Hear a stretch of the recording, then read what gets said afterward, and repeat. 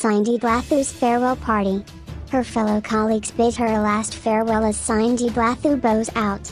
The actress, who has served almost 20 years on Mavhango, has definitely left an impressionable mark on not only the viewers of the show but her fellow colleagues at the SABC as well.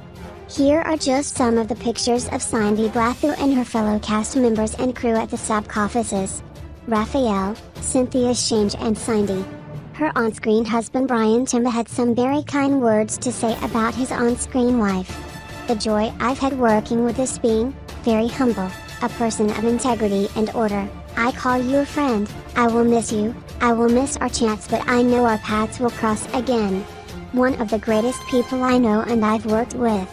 I wish you nothing but blessings, joy, more money and love. Thank you," he wrote in a post. Cindy Blathu and Sinza Raby. Actor Sinza Raby, who placed on Mavhango, shared that this was not a farewell but a see you later party for one of the most loved cast members on the show.